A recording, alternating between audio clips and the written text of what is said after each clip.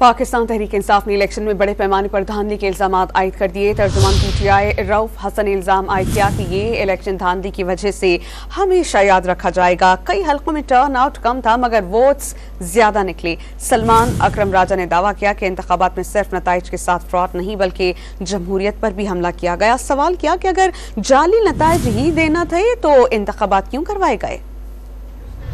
पाकिस्तान तहरीक इंसाफ का इंतखाबात 2024 में बड़े पैमाने पर धांधली का इल्जाम। इस्लामाबाद में प्रेस कॉन्फ्रेंस में PTI रहनुमा ने दावा किया कि इलेक्शन में धांधली करके जमहूरियत पर हमला किया गया। इंतखाबात में उनकी 179 नशिस्तें होनी चाहिए थीं, 85 सीटें छीनी गईं। सलमान अकरम राजा ने दावा किया कि जो इस इलेक्शन में PTI के साथ हुआ वो जमहूरियत पर हमला है।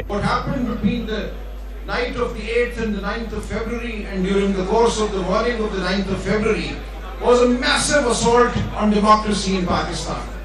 Fictitious Forms 47 were created, which had nothing to do with the underlying vote that had been cast on the 8th of February. The underlying Forms 45 were tampered with, were discarded, and completely fictitious results were created in at least 90 National Assembly constituencies. This farce must be reversed.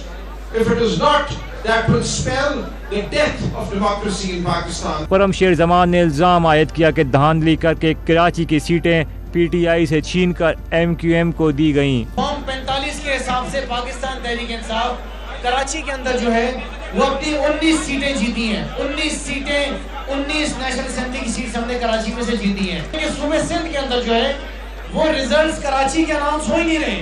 और मुराद अली शाह का result announce हो रहा है, सईद गनी का result announce हो रहा है, लेकिन मजालों के कराची की बात हो जाए। रेहाना डार ने दावा किया कि जितना जुल्म इस इलेक्शन में हुआ उतना किसी इलेक्शन में नहीं हुआ। इलेक्शन पहले भी हुआ करते थे, मैंने अपनी जिंदगी में इलेक्शन भी देखे, वोट भी दिया। इस तरह का तशद्दुद और इस तरह का इलेक्शन मैंने अपनी जिंदगी में नहीं देखा। इस्लामाबाद में PTI के प्रेस कॉन्फ्रेंस में मरकजी सेक्रेटरी इत्तलात रऊफ हसन, सिमाबिया ताहिर, शेर अफजल मरवत, शानदाना गुलजार, शौकत बसरा और दीगर रहनुमा और उम्मीदवार शरीक थे।